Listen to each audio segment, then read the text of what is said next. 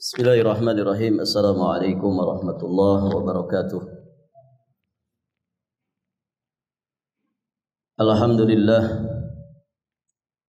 Alhamdulillahi wa kafa wa salamun ala ibadihi alladhina istafa. Asyhadu an la ilaha illallah wahdahu rabbi la syarika lah wa asyhadu anna Muhammadan abduhu wa rasuluh. Amma ba'd. Allahumma inna nas'aluka ilman nafi'an wa na'udzu bika min ilmin la yanfa'. Ya hayyu ya qayyum bi rahmatika nastaghits. Aslih lana sya'nana kullah wa la takilna ila anfusina tarfata 'ain. Para hadirin ikhwati fid din wa akhwat fillah rahimani wa rahimakumullah.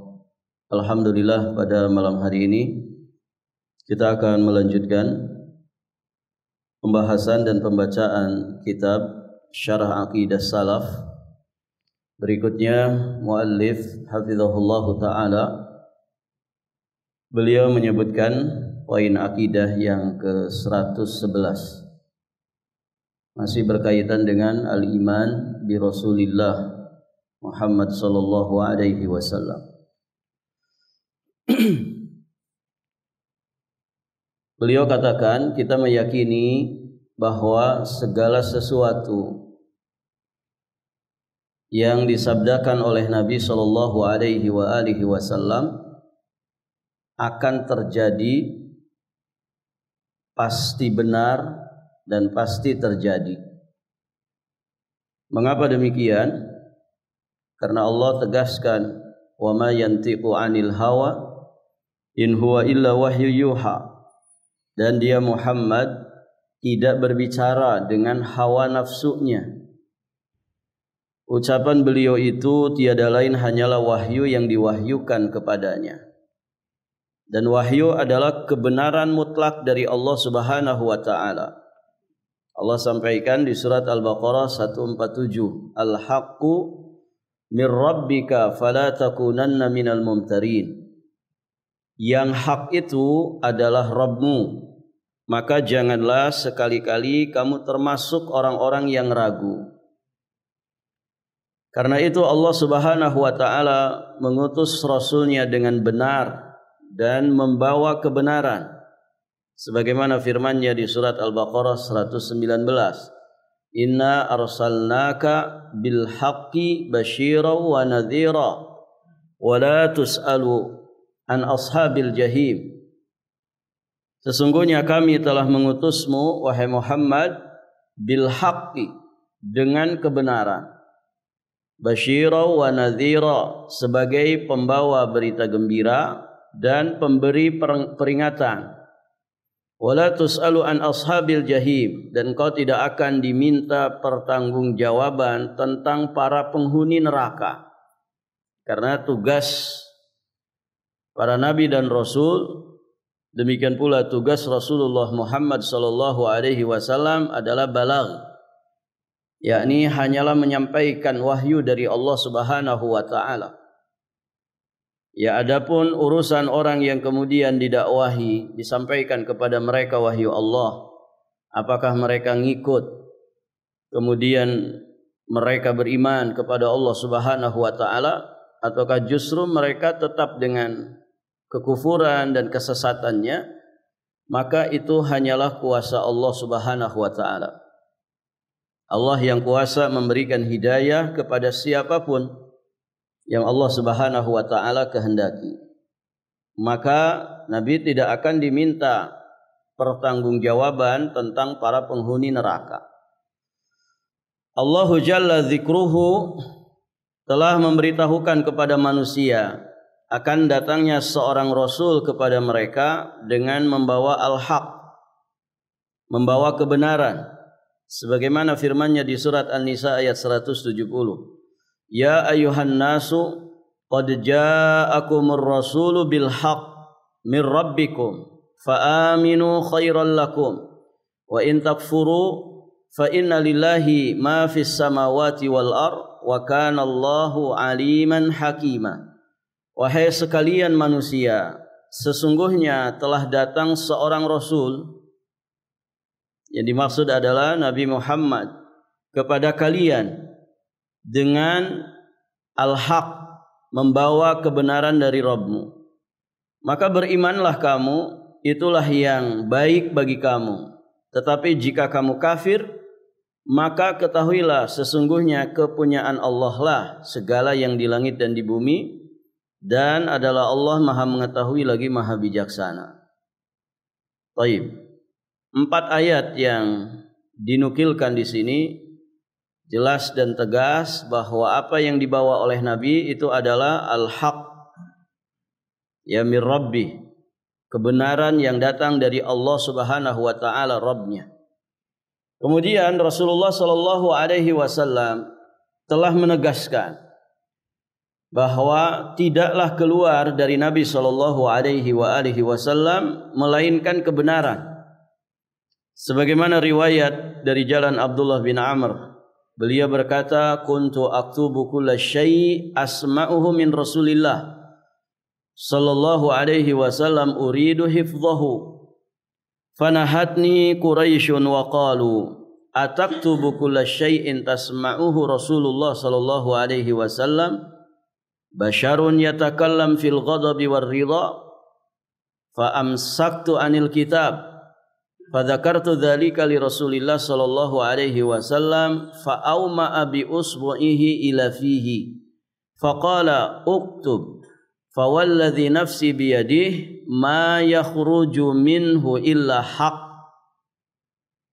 Jadi kata Abdullah bin Amr, beliau berkata, aku biasa menulis segala sesuatu yang aku dengar dari Rasulullah sallallahu alaihi wasallam. Keinginanku untuk menghafalnya.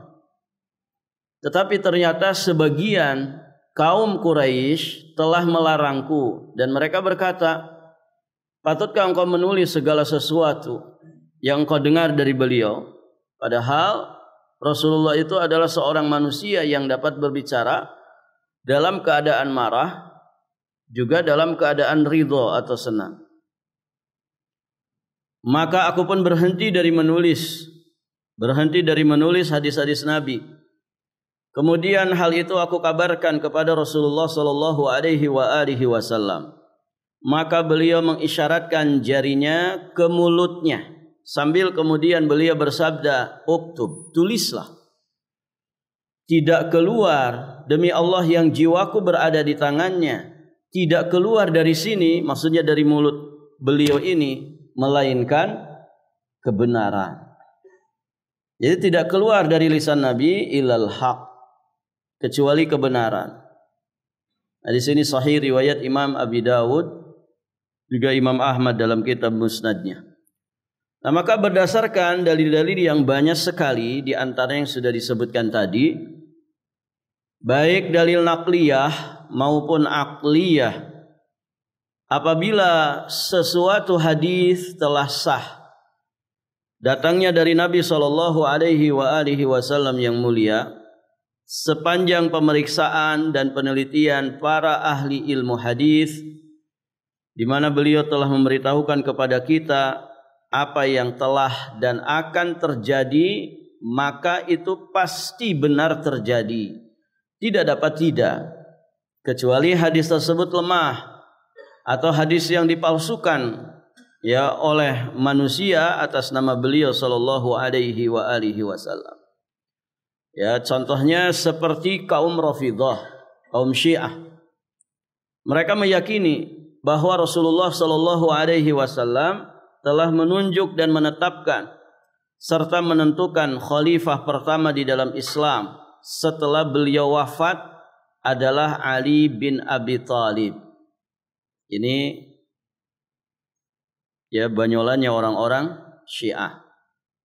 Katanya Nabi itu sudah menunjuk bahwa khalifah pertama itu adalah Ali bin Abi Thalib. Baik para jamaah, apa yang terjadi?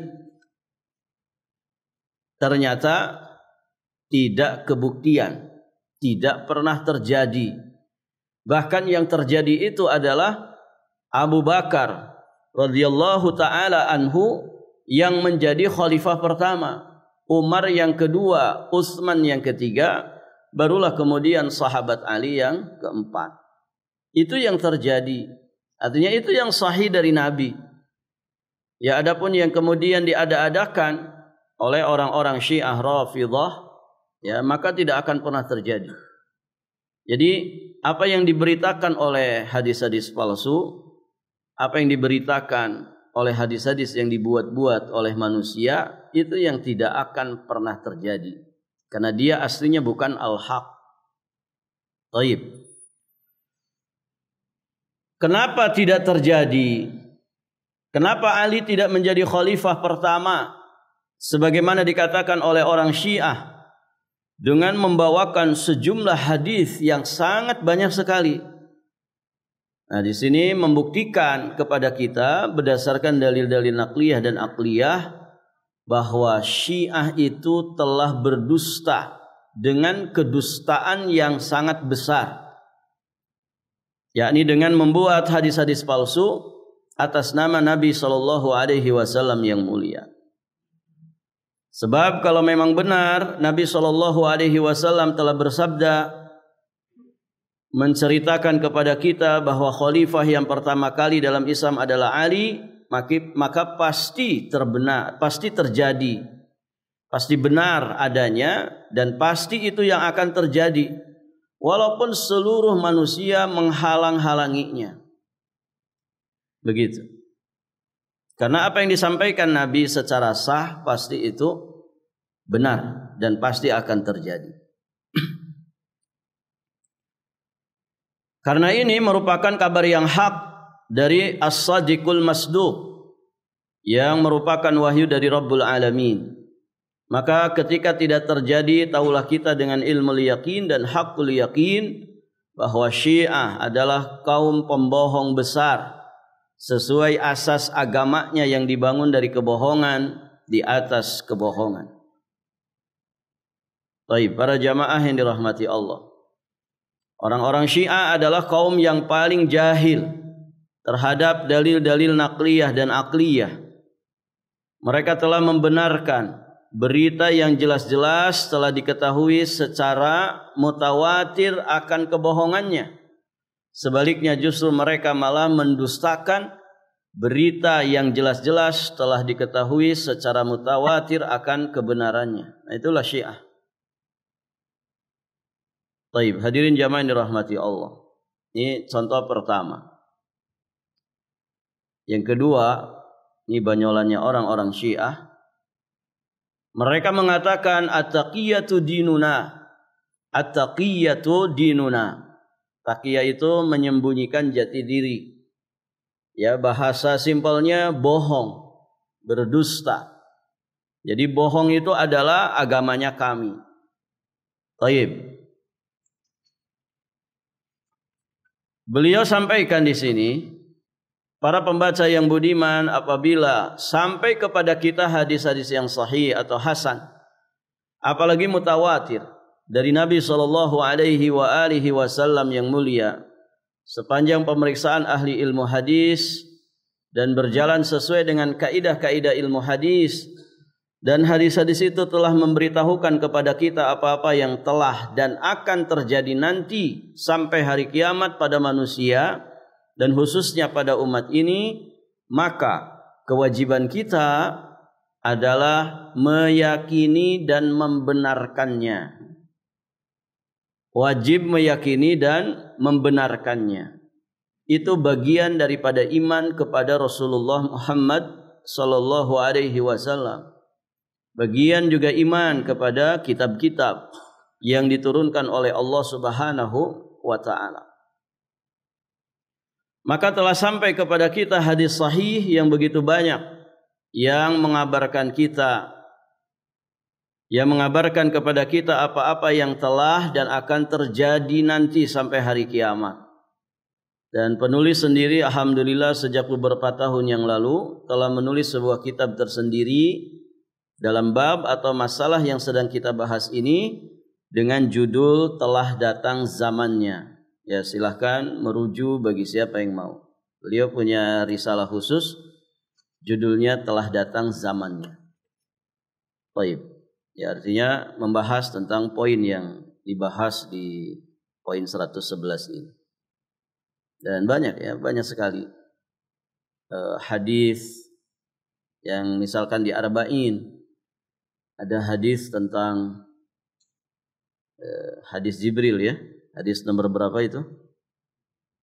Hadis Jibril di kitab Arba'in hadis nomor kedua. Ketika Nabi ditanya oleh sosok laki-laki yang tidak dikenal oleh para sahabat yang hadir ketika itu. Nah, salah satu pertanyaannya, akhbirni anis sa'ah. Kabarkan kepadaku tentang kiamat. Beritahukan kepadaku tentang kiamat. Apa jawaban Nabi? Mal mas'ulu anha bi'a'lama minas sa'il. Orang yang ditanya tidak lebih tahu dari yang bertanya. Artinya Anda dan saya sama-sama tidak tahu. Karena itu urusan Allah Azza wa Jalla. Innallaha indahu ilmus sa'ah. Sesungguhnya ya Allah Subhanahu wa taala di sisinya lah ilmu tentang hari kiamat itu.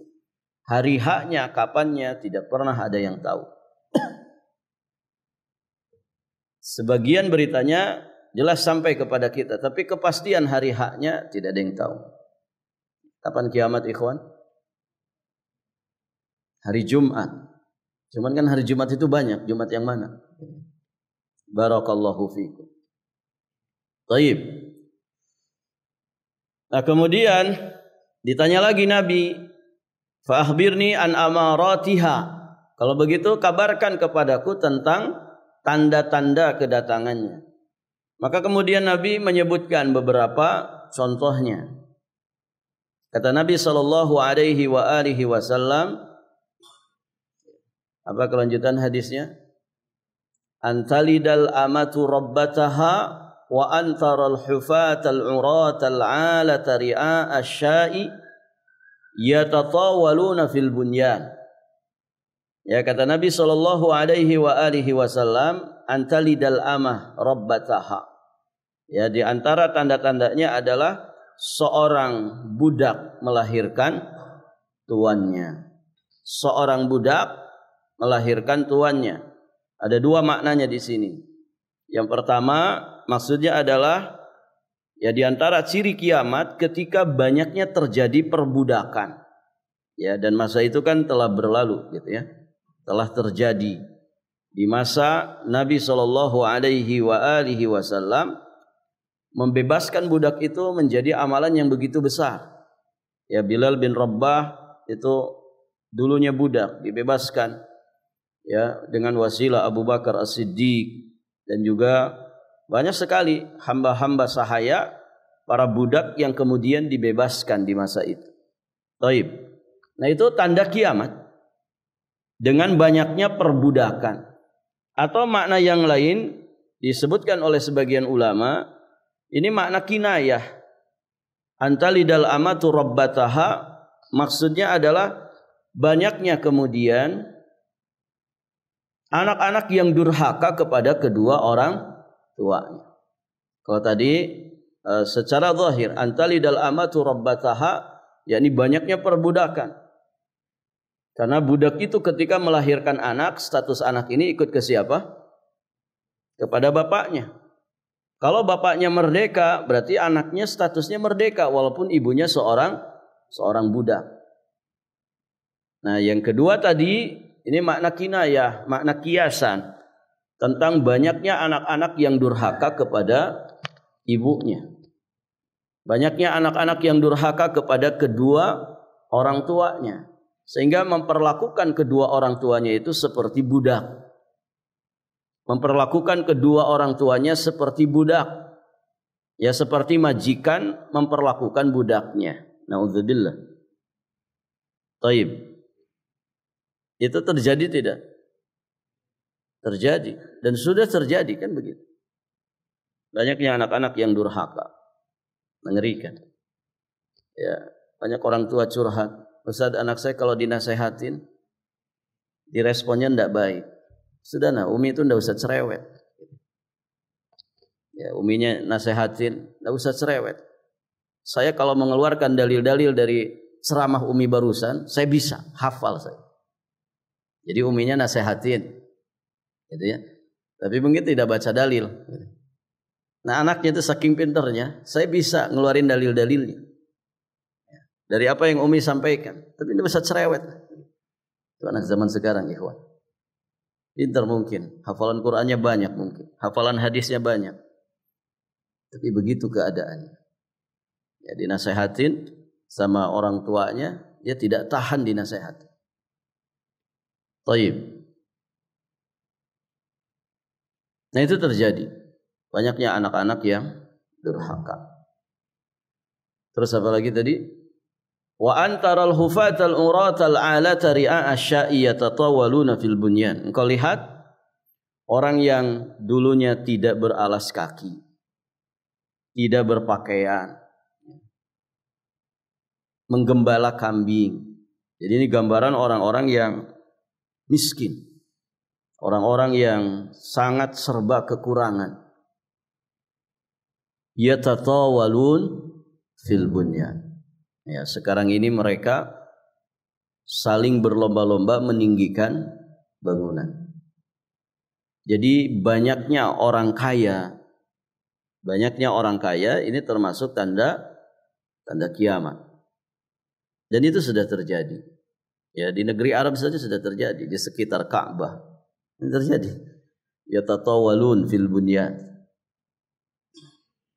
Baik para jamaah di negeri-negeri Arab, mereka berlomba. Ini sekarang lagi mau dibangun apa lagi?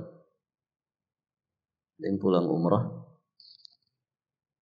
mau dibangun lagi. Ada yang ingin ngalahin yang ada di Dubai itu, gedung yang lebih tinggi lagi, luar biasa. Ini yatatawalun fil bunyan. Mungkin di Indonesia nanti juga mau bikin, gitu ya. Baik para jamaah. Dulunya hutan belantara, nah sekarang jadi kota, ya jadi gedung-gedung. Semuanya tanda-tanda. Dan itu kan terbukti terjadi hak. Ya tidak bisa kemudian ya dibantah. Apa yang disabdakan Nabi itu benar-benar terjadi. Karena itu hak. Baik para jemaah, dan contoh-contoh yang lain. Termasuk ya, di antara ciri dekatnya kiamat, yatabahan nas fil masajid. Manusia berlomba-lomba memperbagus masjid. Ya di mana-mana kalau orang giliran bangun masjid itu luar biasa semangatnya. Tapi sekedar mempercantik, memperindah, memperbagus. Tidak untuk memakmurkannya. Ya. Urusan memakmurkan, biar orang memakmurkan. Ya pokoknya tugasnya bangun masjid aja. Dipercantik masjid itu. Kadang miris para jamaah, ada masjid masih bagus sekali. Dibongkar lagi dengan alasan rehab. Ya. Perluasan, perbaikan, perbagusan. Jamaahnya enggak ada. Gitu ya. Padahal yang ada itu sudah bagus sekali. Ya kadang miris gitu, kok dihancurin ya? Kenapa? Ada apa? Ternyata dirubah, dipugar, jadi bagus. Iya memang jadi bagus. Tapi ternyata tidak seiring dengan bagusnya kualitas kemakmurannya. Ya jamaahnya itu saja. Kalau sop pertama itu ya orang-orang pensiun, gitu kan. Anak mudanya nggak tahu pada kemana. Kedengaran? Nah itu para jamaah. Jadi semangatnya ya yatabahan nas fil masajid. Itu juga tanda dekatnya kiamat. Orang bermegah-megahan membangun masjid. Kadang ada yang harga kubahnya saja itu bisa lebih mahal daripada bangunan seluruhnya. Kubahnya. Harga kubah itu mahal tidak? Mahal ya, bisa ratusan juta kalau gede gitu. Artinya kalau itu dipakai bikin masjid lagi bisa terbangun satu lagi. Itu cuman kubahnya aja. Taib. Ini tanda-tanda ini nampak semua, kita saksikan. Tidak semuanya secara zat itu buruk. Tidak semuanya secara zat buruk. Namun ada yang secara zatnya itu sudah buruk. Nah, ini pelajarannya di sini, bahwa apa yang disampaikan oleh Nabi SAW tentang segala perkara yang akan terjadi itu hak dan benar terjadi. Kita termasuk saksinya. Nabi menyampaikan hadis-hadis tadi tentang tanda-tanda kiamat itu 1400 tahun yang lalu. Begitu kan? Dan kita saksinya tentang kebenaran sabda-sabda Rasulullah SAW tersebut. Baik, para jamaah yang dirahmati Allah, kita lanjut. Kayaknya agak soal. Di poin 113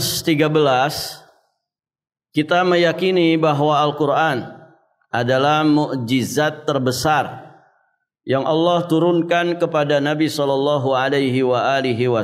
Dan ini pernah dibahas di akidah nomor 58.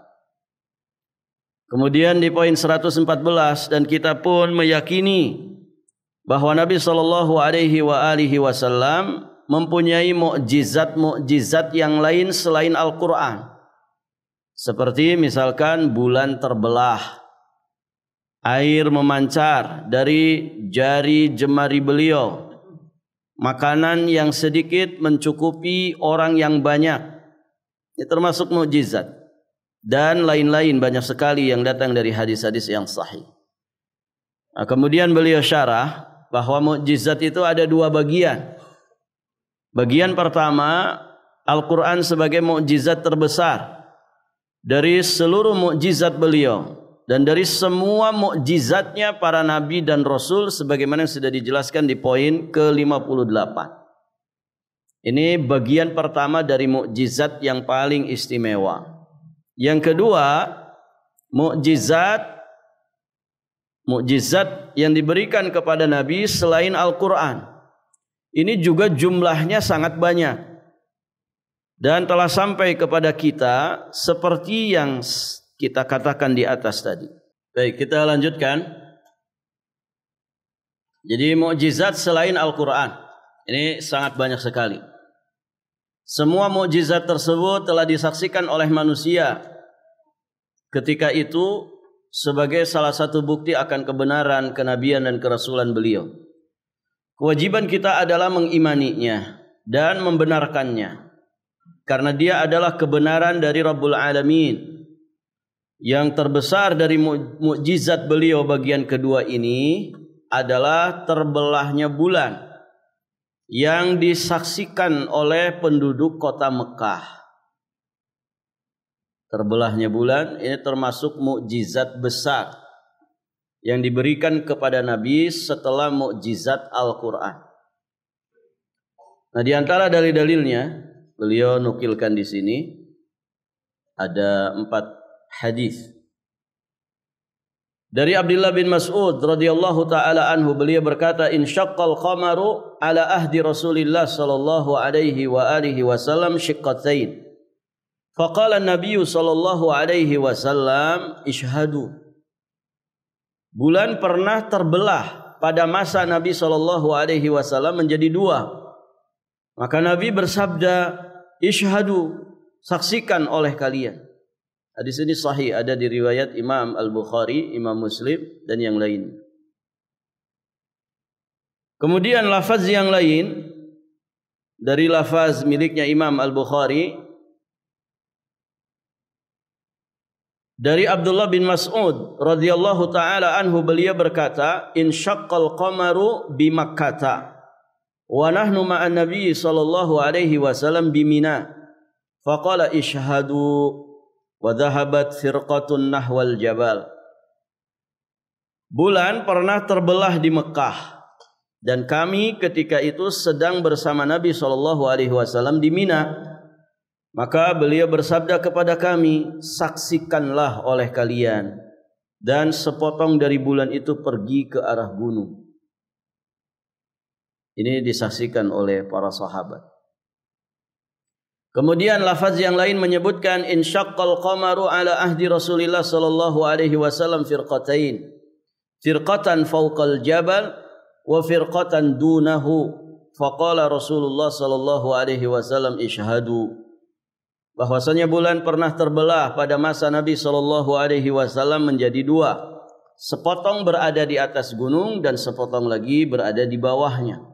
Maka Rasulullah sallallahu alaihi wasallam bersabda, saksikanlah oleh kalian. Kemudian di lafaz yang lain masih di riwayat Imam Al-Bukhari disebutkan dengan kalimat insyaqqal qamar wa nahnu ma'an nabiy sallallahu alaihi wasallam fasara firqatain faqala lana ishhadu ishhadu. Bulan pernah terbelah dan kami ketika itu sedang bersama Nabi. Maka bulan terbelah dua, lalu beliau bersabda kepada kami, saksikanlah oleh kalian, saksikanlah oleh kalian. Nah ini hadirin jamaah yang dirahmati Allah dan mukjizat-mukjizat yang lainnya. Ya semua itu sejatinya untuk melemahkan ya musuh-musuh Allah dan Rasulnya, musuh Islam dan juga kaum muslimin. Ya, mukjizat itu kan dari kata mu'jiz, dari kata ajas. Ajas itu lemah. Mu'jiz berarti sesuatu yang melemahkan. Maka hadirin jamaah yang dirahmati Allah, mukjizat itu punya fungsi untuk apa? Untuk melemahkan ya musuh-musuh Allah Subhanahu wa taala, musuh Rasulnya, musuh Islam dan kaum muslimin. Jadi dengan bayinat, dengan mukjizat yang dibawa oleh Nabi sallallahu alaihi wasallam, demikian pula para nabi dan rasul yang lainnya, maka musuh-musuh Allah itu menjadi lemah ya di hadapan para nabi dan rasul, juga di hadapan manusia. Yang tentunya hikmahnya itu kasih sayang Allah kepada umat manusia supaya mereka itu beriman kepada rasul, kepada nabi yang diutus. Nabi Musa diantara mukjizatnya apa? Tongkat menjadi ular. Itu kan disaksikan. Ya, bagaimana tongkat Nabi Musa diperintah oleh Allah untuk dilempar, maka hadirin jamaah yang dirahmati Allah, jadilah dia ular yang besar, kemudian memangsa ular-ular kecil, ya hasil sihirnya tukang sihirnya Firaun. Dan itu disaksikan. Akhirnya kan tukang sihirnya beriman. Nah itu melemahkan tipu daya musuh-musuh Allah Subhanahu wa taala dan juga musuh Rasulnya. Barakallahu fiik. Demikian para jamaah yang dirahmati Allah, sisa satu poin lagi insyaallah taala. Sisa satu poin berkaitan dengan iman kepada Rasulullah sallallahu alaihi wa alihi wasallam, dan syarah poin terakhir ini agak panjang karena penulis di sini menjelaskan